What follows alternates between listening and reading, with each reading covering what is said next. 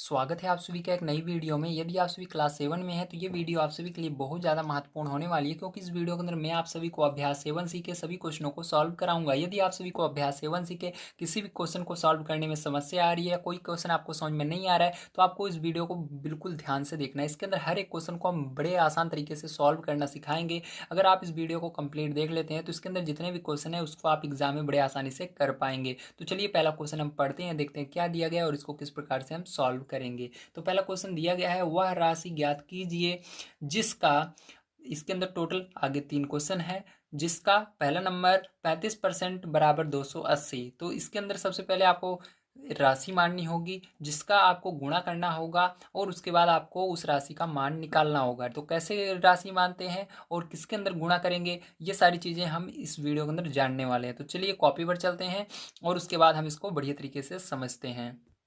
तो देखिए आप ध्यान से समझिएगा, पहला क्वेश्चन आपको क्या दिया गया है उसको ध्यान से देखिए। तो पहला क्वेश्चन आपको दिया गया है यहाँ पर 35% बराबर 280। ठीक, क्या दिया गया है? 35% बराबर 280, ये आपको दिया गया है। ठीक है, अब देखिए पहला नंबर इसके अंदर क्या करना है, आपको यहाँ पर मानना होगा। क्या मानेंगे, ध्यान से देखिएगा। आपको कह रहा है वह राशि ज्ञात कीजिए, तो आपको वह राशि माननी होगी। तो चलिए हम उस राशि को मान लेते हैं। तो यहाँ पर हम मानेंगे, माना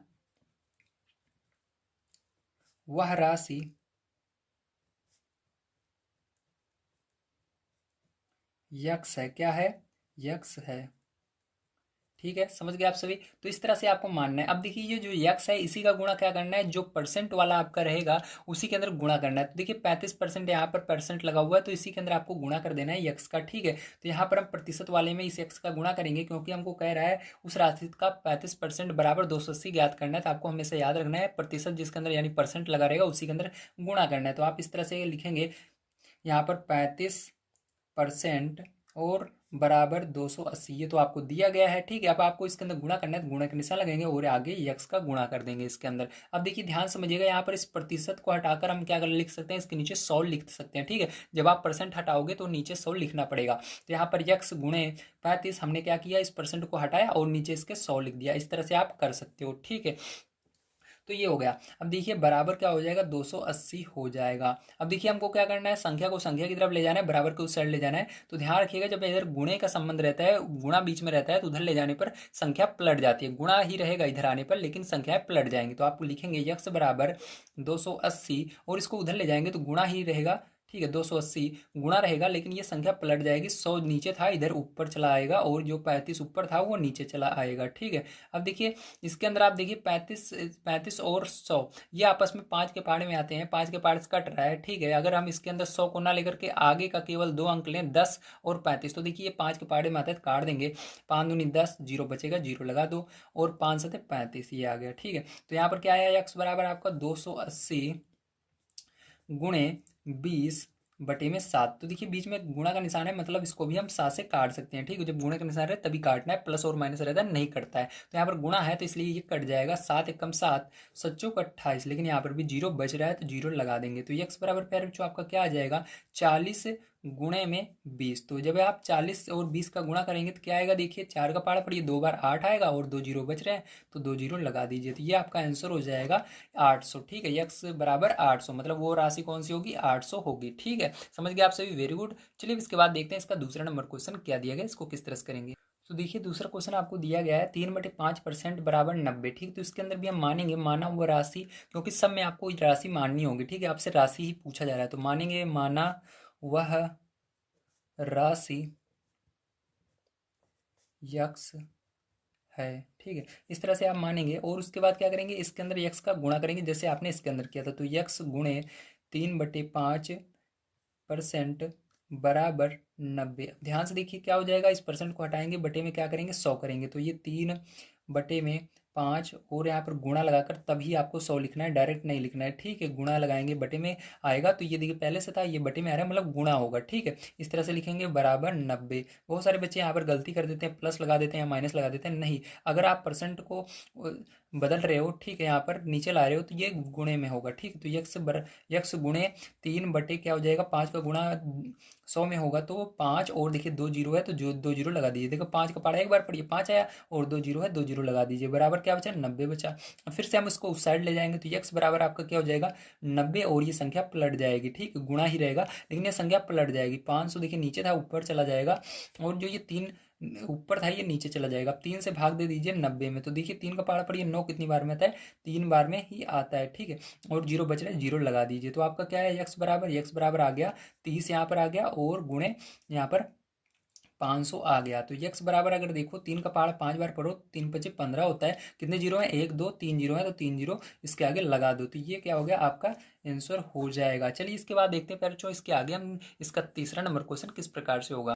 तो देखिए पैरचो ये क्या है, ये तीसरा नंबर क्वेश्चन है। अब इसको किस तरह से करेंगे बड़े ध्यान से आपको समझना होगा। तो यहाँ पर देखिए इसको भी सेम उसी तरह से करना है। आपको क्या करना है, सबसे पहले यहाँ पर मानना है राशि, तो लिखेंगे माना वह राशि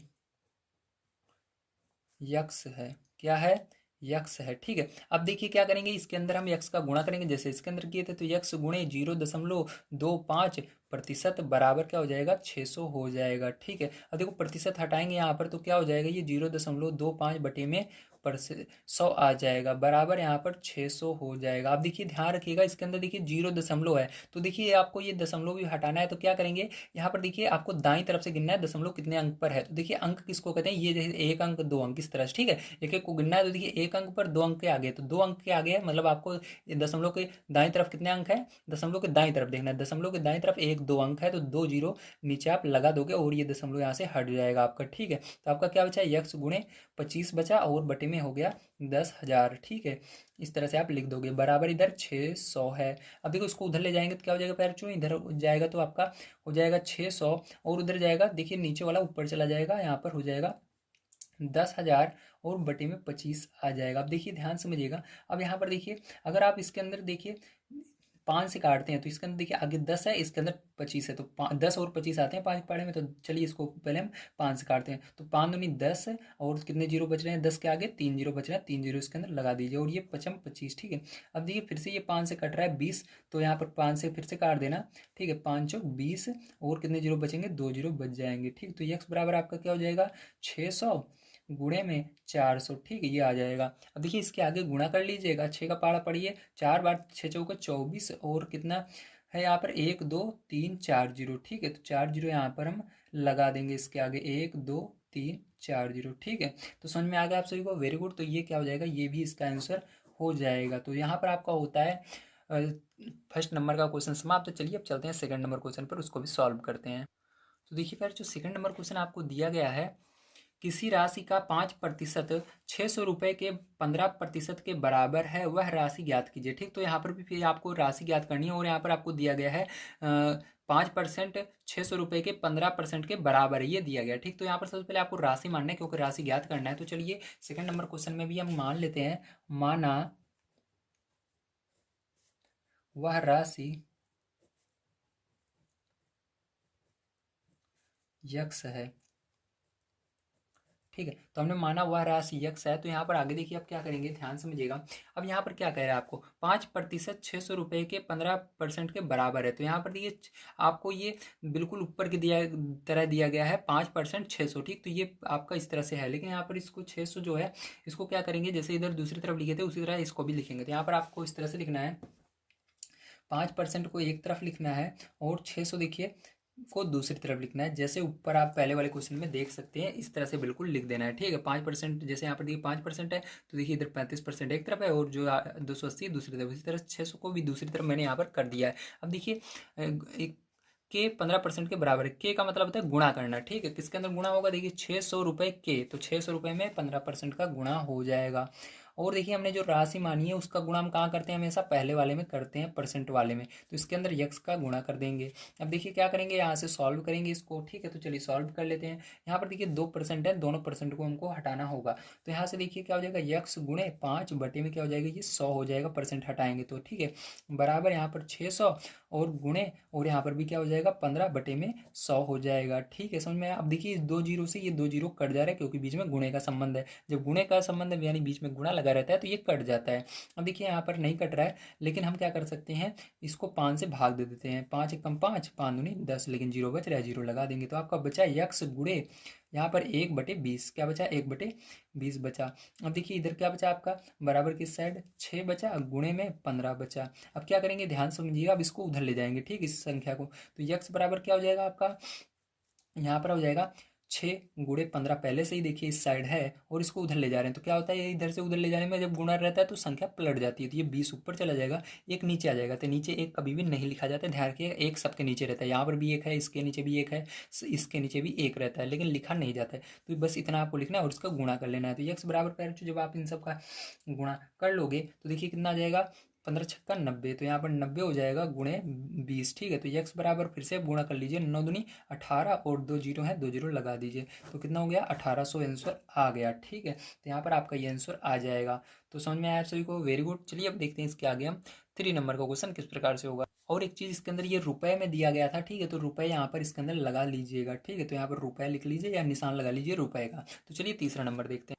तो देखिए फिर जो यहाँ पर आपका तीसरा नंबर क्वेश्चन दिया गया है, एक चुनाव में 7500 मतदाताओं में से 20% मतदाताओं ने मत नहीं डाले, ज्ञात कीजिए कुल कितने लोगों ने मत डाले। तो आपको यहाँ पर बताना है कितने लोगों ने मत डाले हैं, ठीक है, लोगों की संख्या बतानी है। तो चलिए अब देखते हैं इसको किस तरह से होगा। तो तीसरे नंबर में सबसे पहले हम निकालेंगे मत न डालने वाले लोगों की संख्या, ठीक। तो यहाँ पर देखिए इसकी मदद से आप संख्या निकाल सकते हो, क्योंकि यहाँ पर मत न डालने वाले लोगों को दिया गया, क्या दिया गया, 75% मतदाता थे टोटल, उसमें से 20% नहीं डाले थे, ठीक। तो उसकी मदद से इन दोनों को अगर गुणा करा दोगे तो आपका पता लग जाएगा कितने प्रतिशत लोगों ने मत नहीं डाले थे। इसलिए हमको क्या करना होगा, यहाँ पर सबसे पहले निकालना होगा कि कितने लोगों ने मत नहीं डाले हैं। तो चलिए यहाँ पर हम लिख लेते हैं। तो लिखेंगे मत न डालने वालों की संख्या, क्या लिखेंगे, मत न डालने वालों की संख्या, ठीक है, इस तरह से आप लिखेंगे।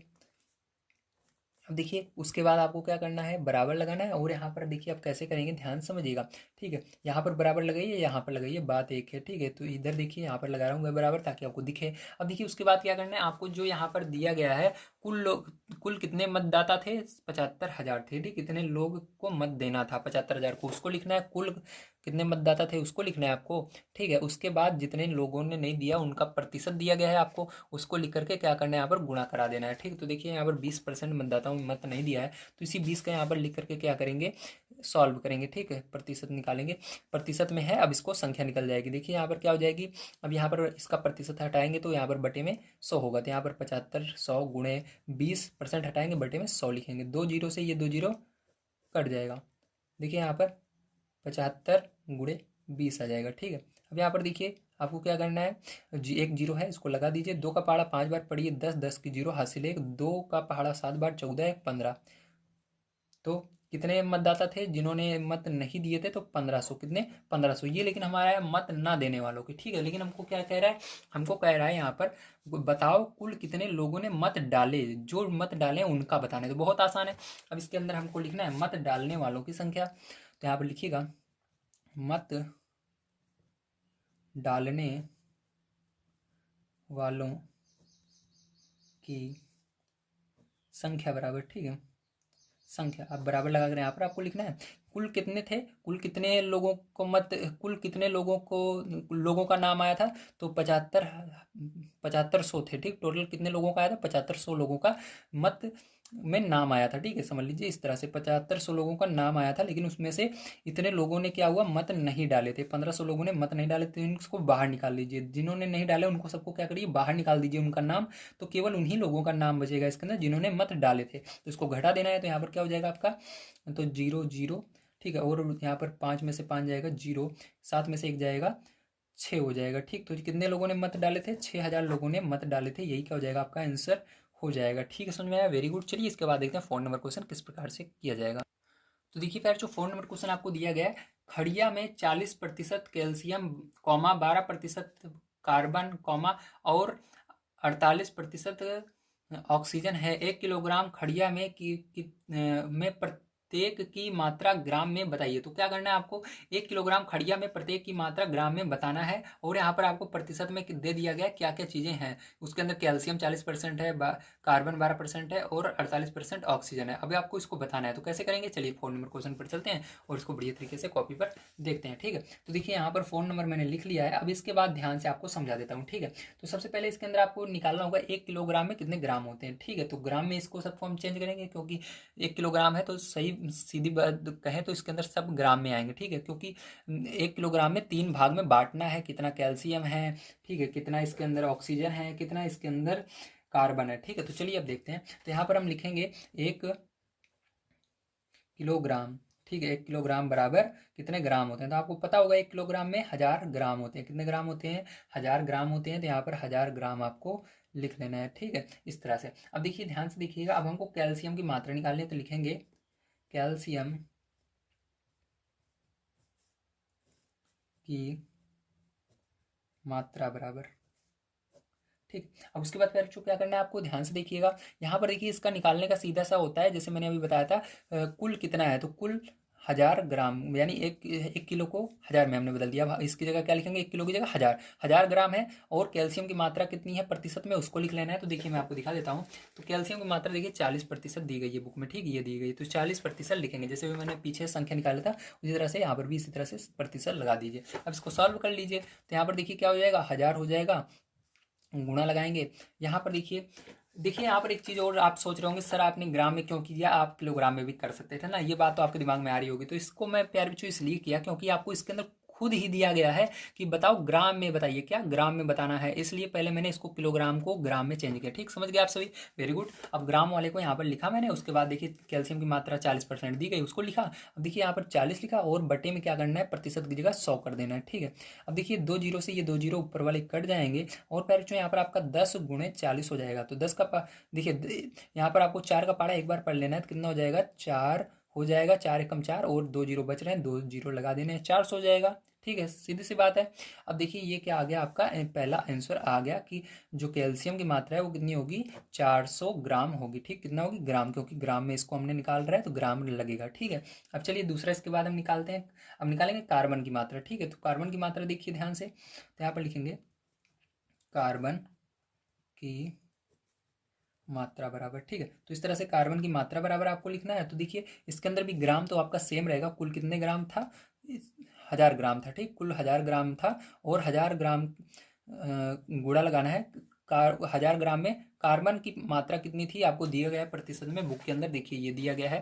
कितना दिया गया है, 12%। ठीक है, तो 12% यहाँ पर लिख देंगे और इसको सरल कर लेंगे हम। ठीक है, इस तरह से। तो चलिए इसको सरल करते हैं। तो यहाँ पर देखो सरल करोगे क्या होगा आपका, यहाँ पर ये 1000 का 1000 ही रहेगा आपका। गुणा लगाएंगे 12 बटे में क्या आ जाएगा, सॉरी 12 बटे में क्या आ जाएगा, 100 आ जाएगा। ठीक है, इस तरह से। अब देखिए 2 जीरो से ये 2 जीरो कट जाएगा आपका। और यहाँ पर देखिए 12 का गुणा 10 में हो जाएगा। तो 12 धाम में 120 ग्राम। तो 120 ग्राम क्या होगा आपका, 120 ग्राम कार्बन की मात्रा होगी। समझ में आया, वेरी गुड। चलिए इसके बाद देखते हैं तीसरा नंबर। तो तीसरा नंबर आपको निकालना था ऑक्सीजन की मात्रा। तो यहाँ पर लिखेंगे ऑक्सीजन की मात्रा, ऑक्सीजन की मात्रा। ठीक है, तो इस तरह से ऑक्सीजन की मात्रा लिखना है। अब देखिए इसके अंदर भी 1000 ग्राम के अंदर गुणा कर देना है ऑक्सीजन की मात्रा जितनी थी। तो देखिए ऑक्सीजन की मात्रा यहाँ पर आपको बुक में दिया गया है 48% थी। ठीक, तो 48 का इसके अंदर गुणा कर देना है और प्रतिशत भी लगा देना है। अब यहाँ से देखिए प्रतिशत मैंने हटाया तो क्या हो जाएगा, 1000 हो जाएगा और गुणे में 48 बटे में क्या आ जाएगा, 100 आ जाएगा। प्रतिशत हटाने के लिए 2 जीरो से 2 जीरो में काट देना इसको। तो यहाँ पर देखिए 10 का गुणा क्या कर देंगे, 48 में कर देंगे और 48 धामा 480 हो जाएगा। मतलब इस 48 को गुणा 1 में करूँगा 48 आएगा और जीरो है तो जीरो पीछे लगा दीजिएगा ये ग्राम में। तो ये हो जाएगा इसका आंसर। ठीक है, समझ में आएगा आप सभी को, वेरी गुड। चलिए अब देखते हैं इसके आगे 5 नंबर क्वेश्चन किस प्रकार सॉल्व किया जाएगा।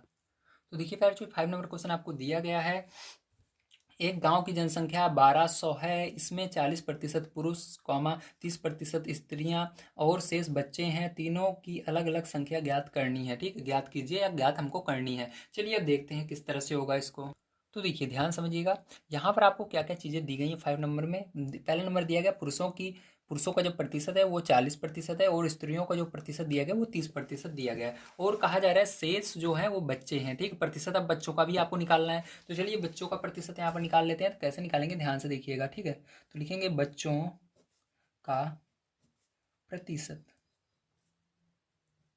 ठीक है। और उसके बाद क्या करना है, आपको पता है जो परसेंट होता है वो 100% में से दिया जाता है, तो ठीक है। इसलिए हम क्या करेंगे, 100 में से इन दोनों को जोड़कर घटा देंगे। तो इन दोनों को जोड़ोगे तो कितना हो जाएगा, तो यहाँ पर 100 में से इन दोनों को जोड़ेंगे तो देखिए 40 और 30 कितना हो जाएगा, 70% हो जाएगा, ठीक है। तो 100 में से क्या करेंगे, इसको घटा देंगे, 70% आ जाएगा, ठीक है। 70 को घटा देंगे तो आपका कितना आ जाएगा, 100 में से 70 को घटाओगे 30% आ जाएगा, मतलब 3%, 30% क्या है, बच्चे हैं, ठीक है। तो ये आ गया आपका। अब यहाँ पर क्या करना है, हमको संख्या अलग अलग बतानी है। तो चलिए बच्चों की संख्या हम निकाल, पुरुषों की संख्या सबसे पहले निकालेंगे। तो लिखेंगे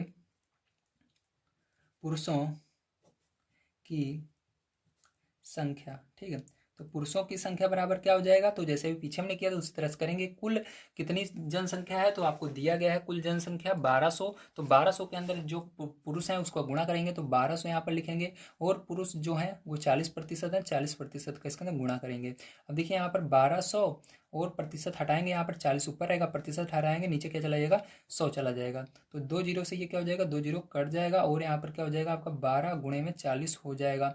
अब देखिए 12 चौका, ठीक है। तो 12 चौक 48 होगा, तो 48 और एक जीरो बच रहा है, जीरो लगा देंगे। तो ये कितने पुरुष हैं, 480 पुरुष की संख्या है, ठीक है। इसी तरह से चलिए अब हम निकाल लेते हैं यहाँ पर महिलाओं की संख्या। तो लिखेंगे स्त्रियों की संख्या, ठीक है। तो लिखेंगे स्त्रियों की संख्या, स्त्रियों की संख्या, ठीक है। इस तरह से लिखेंगे। और उसके बाद क्या करेंगे, ध्यान से देखिएगा। स्त्रियों की संख्या लिखने के बाद आपको इस कुल जनसंख्या कितनी थी, 1200 थी, तो 1200 लिखेंगे। और स्त्रियों की संख्या प्रतिशत में 30% है, तो उसको लिखेंगे और यहाँ पर निकालेंगे। तो यहाँ पर आपका 1200 गुणे 30 बटे में 100 चला जाएगा। और 2 जीरो से ये 2 जीरो कट जाएंगे और बढ़ती हैं 36, ठीक है। तो 36 और जीरो बच रहा है, जीरो लगा देंगे, तो ये आ गया स्त्रियों की संख्या। अब इसी तरह से क्या करेंगे, हम बच्चों की संख्या निकालेंगे। तो देखिए बच्चों की संख्या कैसे निकालेंगे, तो बच्चों की संख्या बराबर, ठीक है। अब देखिए उसके बाद क्या करेंगे आप, यहाँ पर कुल जनसंख्या जितनी थी उसके लिए 1200 थी, तो यहाँ पर 1200 लिखा। उसके बाद गुणा लगाना है आपको, जो बच्चों की प्रतिशत हमने निकाला था 30%, उसको यहाँ पर लिख देना है। और यहाँ पर देखिए अब हम क्या करेंगे, ध्यान समझिएगा, इसको सॉल्व कर लेंगे। तो यहाँ पर आपका क्या आ जाएगा, यहाँ पर आपका 1200 रहेगा, गुणा लगाना है, 30 बटे में क्या हो जाएगा, 100 हो जाएगा। अब देखिए 2 जीरो से ये 2 जीरो बड़े आसानी से आपके कट जा रहे हैं। और यहाँ पर देखिए क्या हो जाएगा आपका, ध्यान समझिएगा, यहाँ पर आपको 12 बचा और ऊपर 30 बच गया, ठीक है। तो 12 गुणे 30, तो गुणा कर लीजिए, तो 12 36 और जीरो है, जीरो लगा दीजिए। तो यहाँ पर भी क्या है, बच्चों की संख्या स्त्रियों की संख्या के बराबर आ गया। तो सब आंसर आ चुके हैं। पहला आंसर ये है आपका, दूसरा ये है, तीसरा ये है, ठीक है। तो चलिए अब यहाँ पर हम चलते हैं 6 नंबर क्वेश्चन पर, उसको पढ़ते हैं और उसको भी सॉल्व करते हैं। तो देखिए 6 नंबर क्वेश्चन आपको दिया गया है, एक मिश्रण में 20% लोहा, 38% रेत और शेष कांच है। यदि मिश्रण में कांच की मात्रा 168 ग्राम हो तो मिश्रण की कुल मात्रा बताइए, ठीक। तो आपको यहाँ पर मिश्रण की कुल मात्रा निकालनी है, तो इसको कैसे निकालेंगे ध्यान से समझिए। तो देखिए सबसे पहले यहाँ पर हम कांच की मात्रा लिखेंगे, निकालेंगे, इसलिए हम लिखेंगे कांच की मात्रा बराबर, ठीक है। तो कांच की मात्रा निकालने के लिए आपको देखिए ध्यान समझिएगा, कांच का मात्रा आपको सॉरी दिया गया है, कांच का प्रतिशत निकालेंगे। तो लिखेंगे कांच का प्रतिशत, ठीक है। तो कांच का प्रतिशत निकाल लेते हैं सबसे पहले हम। तो कांच का प्रतिशत कैसे निकालेंगे, तो क्वेश्चन आपको मैं एक बार फिर से रीड करवा देता हूँ ताकि आप समझ जाएं। तो यहाँ पर देखिए कांच का प्रतिशत निकाल सकते हैं आप बड़े आसानी, क्योंकि आपको दिया गया एक मिश्रण में 20% लोहा है, रेत 38% है और शेष कांच है। तो क्या करेंगे, इन दोनों को जोड़ करके 100 में से घटा देंगे, क्योंकि आप जानते हो जो प्रतिशत बनता है वो हमेशा 100 में से बनता है। तो इन दोनों को अगर घटा दें, लोहे को और रेत का हमको पता है, तो 100 में से अगर इन दोनों को हम घटा देंगे, जो बचेगा वो कांच का होगा। तो क्या करेंगे, यहाँ पर ध्यान से देखिएगा। अब यहाँ पर हम क्या करेंगे, लिखेंगे 100% या 100% माइनस कर देंगे इसके अंदर से। देखिए आपको दिया गया है, इसके अंदर ब्रैकेट लगाएंगे, आपको इसके अंदर दिया गया है कांच का, लोहे का जो प्रतिशत है वो 20 है और रेत का 38 है। इन दोनों को जोड़ देंगे, ठीक है। 20 और 38 यहाँ पर क्या करेंगे, हम ऐड कर लेंगे, ठीक। तो चलिए 20 और 38 यहाँ पर क्या करते हैं, हम ऐड कर लेते हैं इस तरह से, ठीक। और उसके बाद क्या करेंगे, पीछे प्रतिशत लगा देंगे। अब देखिए इन दोनों को जोड़ लीजिए तो हो जाएगा 100%, ये आपका ऐसे ही रहेगा, माइनस यहाँ पर, और ये हो जाएगा आपका 58%। ठीक है, अब क्या करेंगे, घटा देंगे। ठीक है, तो 100 में से 58 घटा देंगे आप, तो आपका आ जाएगा 42%। क्या आ जाएगा, 42% आ जाएगा। ठीक है, समझ गए आप सभी, वेरी गुड। अब देखिए इसके बाद क्या करेंगे, हमको आगे क्या कह रहा है, ध्यान से पढ़िए अब। तो आगे आपको कह रहा है, यदि मिश्रण में कांच की मात्रा दी गई 168 ग्राम, तो मिश्रण की कुल मात्रा बताइए। तो मिश्रण की कुल मात्रा आपको निकालनी है, तो मानना पड़ेगा, माना मिश्रण की कुल मात्रा बराबर यक्स। ठीक है, तो लिखेंगे माना मिश्रण की कुल मात्रा बराबर यक्स। ठीक है, अब देखिए कैसे निकालेंगे, ध्यान से देखिएगा। जैसे आपको मैंने पीछे बताया था, जो चीज़ें दी रहती हैं प्रतिशत में, उसको दूसरी तरफ लिखते हैं। तो कांच का प्रतिशत हमको 42% हमने अभी निकाला, इसको एक तरफ लिखेंगे, और बराबर के दूसरी तरफ इसकी जो मात्रा रहती है उसको लिखते हैं। तो मात्रा इसकी दी गई है हमको 168 ग्राम, तो उसको दूसरी तरफ लिखेंगे। ठीक है, तो इसको दूसरी तरफ आपको 168 को लिख लेना है यहाँ पर। तो 168 लिख लिया, और यहाँ पर जो हमने माना है कुल मात्रा, माना मिश्रण की कुल मात्रा, तो इसका यक्स का गुणा हमेशा किस साइड किया जाता है, वेरी गुड, प्रतिशत की तरफ किया जाता है। तो यहाँ पर हम गुणा करेंगे, तो यक्स बराबर यक्स गुणे इसको प्रतिशत को नीचे ले जाएंगे, 100 हो जाएगा यहाँ पर। ठीक है, बटे प्रतिशत हटाएंगे, 100 हो जाएगा यहाँ पर, और 168 यक्स। देखिए इसको क्या करेंगे, उधर ले जाएंगे पहले, जो यहाँ पर देखिए उधर ले जाएंगे इस पूरे को, तो पलट जाएगा, तो बराबर लिखेंगे 168, और ये पलट जाएगा, 100 ऊपर चला जाएगा, और 42 नीचे आ जाएगा। ठीक है, इस तरह से अब क्या करना है, आपको इसको सॉल्व कर लेना है। तो 42 के पहाड़े से 168 आपका 4 बार में कट जाता है, तो 4 बार में कट जाएगा। तो यक्स बराबर देखिए यहाँ पर 4 गुणे 100 आ गया, तो 4 का गुणा 100 में करोगे या 100 का पहाड़ा 4 बार पढ़ोगे, 400 हो जाएगा। ठीक है, क्या आएगा, 400 आ जाएगा। ठीक है, तो 400 ग्राम जब आप गुणा कर लोगे 4 का 100 में, तो 400 ग्राम आ जाएगा। तो यहाँ पर हमको पता लग गया कि जो हमारी मिश्रण की मात्रा है वो कितनी है, 400 ग्राम है। ओके, तो आपको समझ में आ गया। चलिए अब चलते हैं इसके बाद 7 नंबर क्वेश्चन पर, उसको पढ़ते हैं और उसको भी सॉल्व करते हैं। तो देखिए फिर जो 7 नंबर क्वेश्चन आपको दिया गया है, वार्षिक परीक्षा में गणित में कुल 42% कॉमा अंग्रेजी में कुल 32% विद्यार्थी अनुत्तीर्ण हुए। अनुत्तीर्ण यानी फेल हो गए। ठीक है, यदि 12% विद्यार्थी दोनों विषयों में अनुत्तीर्ण हुए, मतलब 12% जो विद्यार्थी थे वो दोनों विषय में फेल हुए, गणित में भी और अंग्रेजी में भी, तो कितने प्रतिशत विद्यार्थी उत्तीर्ण हुए। आपको बताना है कितने प्रतिशत विद्यार्थी उत्तीर्ण हुए हैं। यदि कुल उत्तीर्ण होने वाले विद्यार्थियों की संख्या 760 हो, तो परीक्षा में कुल कितने विद्यार्थी बैठे थे, इसको भी बताना है। तो चलिए ध्यान समझिएगा। ठीक, इसको कैसे हम करेंगे। तो देखिए फिर जो ये वाला क्वेश्चन बहुत ज़्यादा डेंजरस है, इसको बड़े ध्यान से आपको समझना है। ठीक है, तो इसके अंदर देखिए सबसे पहले आपको निकालना है गणित में अनुत्तीर्ण विद्यार्थी। क्या निकालना है, गणित में अनुत्तीर्ण विद्यार्थी। ठीक है, इसको आपको निकालना है। अब आप बोलेंगे सर ये तो पहले से हमको दिया गया, इसको निकालना क्या है, यही तो इसके अंदर यही तो समस्या है इस क्वेश्चन में। ठीक है, इस क्वेश्चन के अंदर आपको क्या कर रहा है, पागल बना रहा है, एक तरह से समझिए। कह रहा है वार्षिक परीक्षा में गणित में कुल 42%, अंग्रेजी में 32% अनुत्तीर्ण हुए। ठीक, हमको पता है कि गणित में 42 हो रहे हैं और अंग्रेजी में 32 हो रहे हैं। अब आगे एक चीज और जोड़ दिया गया, यही सबसे बड़ी प्रॉब्लम है। यदि 12% दोनों विषयों में अनुत्तीर्ण हुए, ये चीज तो यहीं पर क्या करना है आपको, इसके अंदर समझ जाना है कि इसके अंदर इसको भी आपको, ठीक है, 12% इन दोनों में ऐड किया गया है। ठीक है, दोनों विषयों में अनुत्तीर्ण है, इसलिए 12 आपको ऐड किया गया है, उस 12 को आपको हटाना होगा इसके अंदर से। ठीक है, तभी गणित के अंदर कुल कितने विद्यार्थी अनुत्तीर्ण हुए वो निकलेगा। तो आपको क्या करना होगा, यहाँ पर जो दिया गया है गणित में कुल 42%, तो इसको घटाना होगा। तो यहाँ पर 42% में से क्या करेंगे, हम घटा देंगे जो दिया गया है दोनों विषयों में अनुत्तीर्ण विद्यार्थी। ठीक है, तो यहाँ पर 12% दिया गया है, तो 12% को क्या करेंगे, यहाँ से हम माइनस कर देंगे। तो यहाँ पर 12% आप जब माइनस करोगे पहले तो आपका हो जाएगा 30%। क्या आ जाएगा, 30% आ जाएगा। तो हमको पता लग गया गणित में जो अनुत्तीर्ण विद्यार्थी थे वो 30% थे। इसी तरह से आपको क्या करना है, अंग्रेजी का भी निकालना है। तो चलिए अंग्रेजी का भी निकाल लेते हैं। तो यहाँ पर लिखेंगे अंग्रेजी में अनुत्तीर्ण विद्यार्थी, कौन, विद्यार्थी। ठीक है, इस तरह से मैंने लिखा। अब आगे देखिए क्या करना है आपको, इसके आगे आपको लिखना है अंग्रेजी में कितने विद्यार्थी अनुत्तीर्ण हुए थे, 32। तो 32 में से फिर से 12 घटा देना है, तो यहाँ पर लिखेंगे 32 प्रतिशत माइनस 12%, ठीक है, ये लिखा। अब इसके बाद इसको घटाएंगे तो आपका हो जाएगा 20%, ठीक। तो हमको पता चल गया है। तो गणित में 30% और अंग्रेजी में 20% बच्चे अनुत्तीर्ण हुए हैं। अब आगे देखिए क्या लिखेंगे, आगे लिखेंगे कुल अनुत्तीर्ण विद्यार्थी। कुल अनुत्तीर्ण विद्यार्थी अब निकालना है आपको, तो यहाँ पर लिखेंगे कुल अनुत्तीर्ण विद्यार्थी, ठीक है। इस तरह से आपको लिखना है।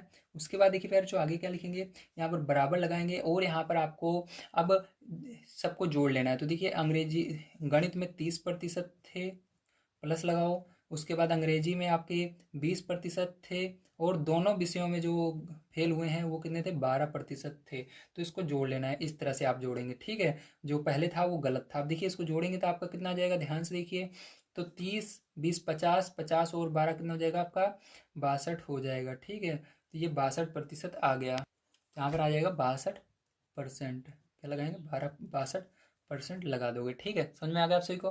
तो ये आपका आ गया दोनों विषयों, यानी कुल अनुत्तीर्ण विद्यार्थी हमको। लेकिन यहाँ पर ये नहीं पूछ रहा, हमसे पूछ रहा उत्तीर्ण विद्यार्थी बताओ। तो यहाँ पर हम उत्तीर्ण विद्यार्थी इसकी मदद से निकाल सकते हैं। तो लिखेंगे उत्तीर्ण विद्यार्थी।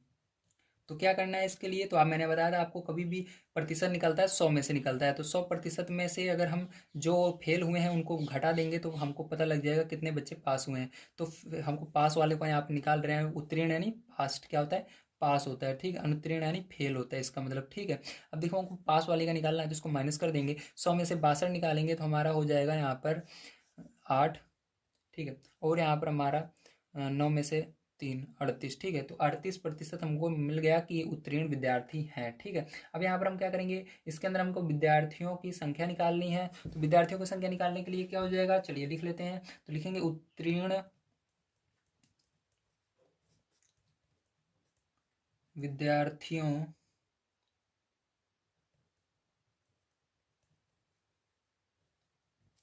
की संख्या, ठीक है। इस तरह से आप लिखेंगे। उसके बाद क्या करना है आपको, दिया गया है यहाँ पर उत्तीर्ण विद्यार्थी, ठीक है। तो यहाँ पर आपको देखिए दिया गया है, एक सेकेंड, इस साइड है, हाँ। तो यहाँ पर दिया गया है उत्तीर्ण होने वाले विद्यार्थियों की संख्या 760 है। तो परीक्षा में कुल कितने विद्यार्थी बैठे थे, ठीक है। तो ये बताना है कुल विद्यार्थी। तो यहाँ पर क्या करना है आपको, यहाँ पर परीक्षा में कुल कितने विद्यार्थी बैठे थे उसको निकालना है, ठीक है। तो इसके लिए क्या करेंगे, ध्यान समझिएगा।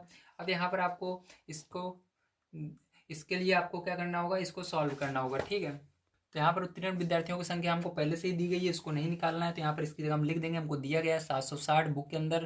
तो हमको यहाँ पर, ठीक है, देखिए दिया गया उत्तीर्ण विद्यार्थियों की संख्या पहले से 760। हमको निकालना है कुल कितने विद्यार्थी बैठे हैं, मतलब कुल विद्यार्थियों की संख्या निकालनी है। तो कुल विद्यार्थी निकालना है। तो ध्यान से देखिए, कुल विद्यार्थी बराबर क्या होगा आपका, तो कुल विद्यार्थी, ठीक है, बराबर क्या हो जाएगा। तो कुल विद्यार्थी बराबर आप लिखेंगे यहाँ पर आगे आपको कुल विद्यार्थी बराबर लिख देना है 38%, ठीक है। 38% बराबर 760%, इसको लिखना है, ठीक है। इस तरह से अब यहाँ पर इसको सॉल्व कर लेना है और आपका कुल विद्यार्थी आ जाएंगे। तो यहाँ पर देखिए इसकी बट्टे में क्या आ जाएगा, ये इसको प्रतिशत को हटाएंगे, 100 हो जाएगा। तो यहाँ पर 38, ठीक है। तो कुल विद्यार्थी को हमको यक्स मान लेना है, क्या मानना है, यक्स मानना है। तो यहाँ पर क्या करेंगे, यक्स का इसके अंदर गुणा करेंगे, ठीक। कुल विद्यार्थी को हमने क्या माना, यक्स मान लीजिए, मान लिया हमने। तो यक्स मान करके इसके अंदर चलिए गुणा कर लेते हैं हम। तो यहाँ पर यक्स का गुणा कर दिया, बराबर 760, ठीक है। अब इधर देखिए, तो कुल विद्यार्थी को हमने क्या माना, यक्स मान लिया है यहाँ पर। अब देखिए यहाँ पर आपका यक्स गुणे ये प्रतिशत में चला जाएगा, 38/100 हो जाएगा आपका, बराबर यहाँ पर 760 हो जाएगा। और इसको उधर ले जाएंगे तो यक्स बराबर आपका पलट जाएगी ये संख्या 760, ठीक है। गुणे में 100 ऊपर चला जाएगा, 38 नीचे आ जाएगा। अब क्या करना है आपको, इसको सॉल्व कर लेना है। जब आप इसको सॉल्व करेंगे तो यहाँ पर देखिए, यहाँ पर क्या होगा, ये आपका 38 से कम, 38, 38 दूना 76, मतलब यहाँ पर 20 आ रहा है। तो यक्स बराबर आपको क्या करना है, 20 गुणे 100 कर लेना है। तो यहाँ पर आपका यक्स बराबर आ जाएगा 2000। तो कुल कितने विद्यार्थी थे, 2000 थे, समझ में आ गया। तो विद्यार्थियों की संख्या बराबर यक्स मानना है, यक्स का यहाँ पर गुणा करना है। तो चलिए ये हमारा आ गया आंसर। तो अब इसके बाद हम देखते हैं अपना 8 नंबर का क्वेश्चन किस प्रकार से किया जाएगा। तो देखिए 8 नंबर क्वेश्चन आपको दिया गया है। एक गांव की आबादी 4000 है, इसमें से 500 लोग दूषित जल के उपयोग से पीलिया से पीड़ित हैं। गांव में पीलिया रोग से कितने प्रतिशत लोग पीड़ित हैं, तो आपको प्रतिशत बताना है, ठीक है। तो कैसे करेंगे इसको, ध्यान से समझिएगा यहाँ पर। तो यहाँ पर आपको कुछ नहीं करना है, यहाँ पर बहुत ही आसान है। तो यहाँ पर हम मानेंगे, माना पीलिया से पीड़ित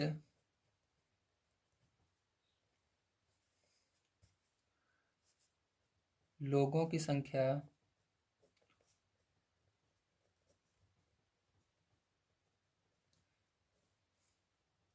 यक्स प्रतिशत है, यक्स प्रतिशत है।